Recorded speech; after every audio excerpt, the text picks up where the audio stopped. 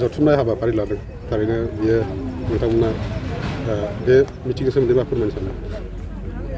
खुलुमबाय बे ससियेल मिडियानि जोरै आङो बे आसाम आरो बिटिआर ओनसोलनि जोंनि भटार रायजोफोरखौ आङो बेखौनो खावलायनो लुबैदों जोंहा फैगासिनो दं 2024नि लकसभा निर्बासन बा इलेक्सना फैगासिनो दं दा बेवहाय जोङो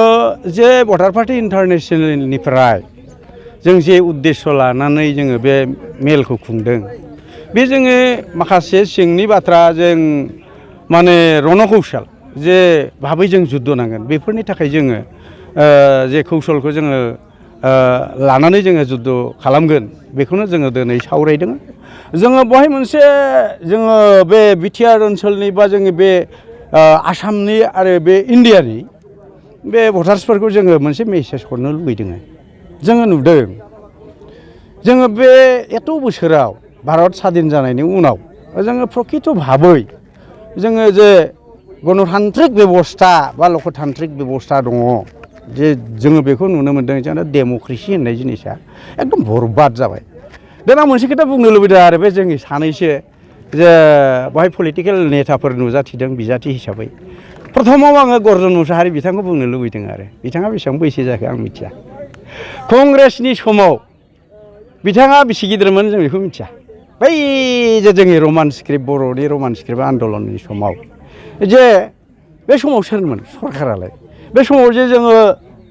जोंनि आइ आफाफोरा गामियाव हाबनानै जे जोंखौ अत्याचार खालामदों सोरनिबा माइरं दुलियाव केरासिन लुनानै गालांदों बेफोरखौ बावनानै थांदों नंदों नामा सोरबा सोरबा थारैनो कंग्रेस पार्टिया नोंसिनि फेक्टर जागोन नामा?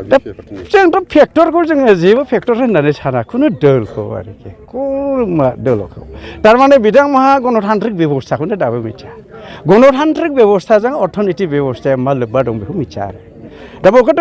बिराद मोजां सोदोब दंखायो दीनदयाल उपाध्याया होनदों आरो इक'नमिक फ्रिडम नङाबा माने राजनितिक फ्रिडमा एकदम मिनिंलेस दा without economic freedom political freedom is the meaningless बेखौ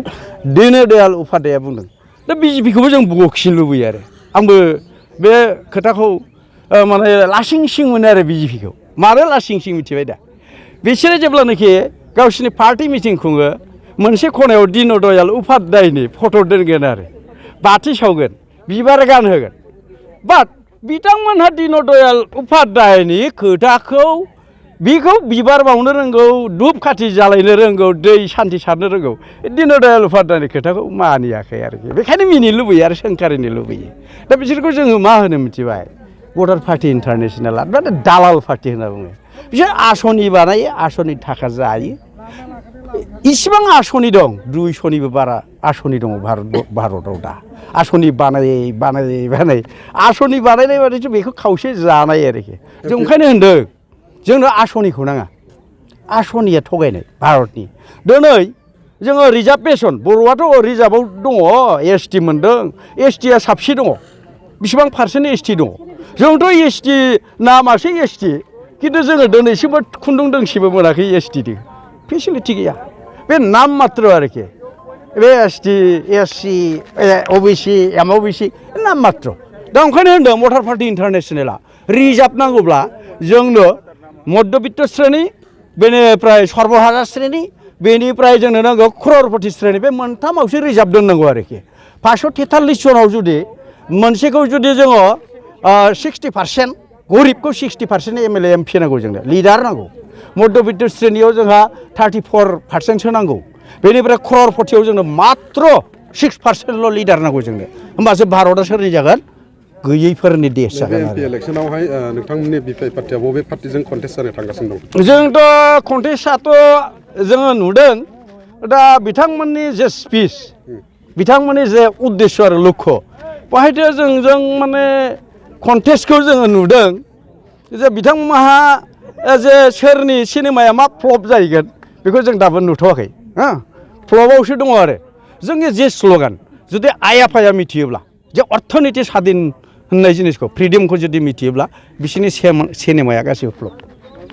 देरहायोबा बेसेबांसो भट लानानै देरहागोन जोङोथ' दा जोङो जिबादि रणकौशल जों जेबादि दावहा नांनो नागिरदों जों दाख्लैबो होनदों जोङो इजिलि देरहानायनि मोनसे बोथोर फैगासिनो दङ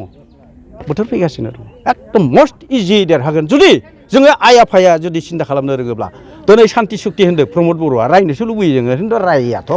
खिन्थु बुजायनो सेस्था खालामदों सान्ति सुक्तिया माखौ होनो परिबर्तना माखौ होनना बुङो दिनै हाग्रामायाबो परिबर्तन लाबोनो हायाखै इभेन बिजेपि सरकारा परिबर्तन लाबोनो हायाखै परिबर्तना माखौ होनदों परिबेस जोंनि परिस्थिति जोङो इक'नमिकेल जोंनि थांनानै थानाय परिबर्तनानो गैया बेवहाय राजनैतिक परिबर्तन इक'नमिक परिबर्तन नङाबाथ' दिनै बेहाय खुगाजों परिबर्तन पार्टि हिसाबै नोंथांमोना नैबे आसामाव मोनबेसे समस्थियाव केन्डिडेट होनो जोङो 8टा समस्थियाव केन्डिडेट होनो थागासिनो दं आरो होबायबो जोङो सेलेक्सन एकदम सेलेक्टेड जानानै दङ दा बेनि गेजेराव जोङो फार्स्ट क'क्राझारखौ जोङो इजि हमनानै लादों आरोखि बिराद इन्टारेस्टिं बेवहाय गेलेगोन ना जोङो माने मोजां मोनदों आरो जोंनि स्ल'गाना साफा साफा रावखौबो रायनोबो दरखार गैया बिथांमोनहा गन्थं दङब्ला बिथांमोनहा जुदि दिमाग दङब्ला बिथांमोनहा जुदि मान सन्मान दङब्ला प्रत्येकटा भारतबर्षनि बा जोंनि आसामनि दोल संगठनफ्रा लाजिनानै ओंखारासो जानांसिगौ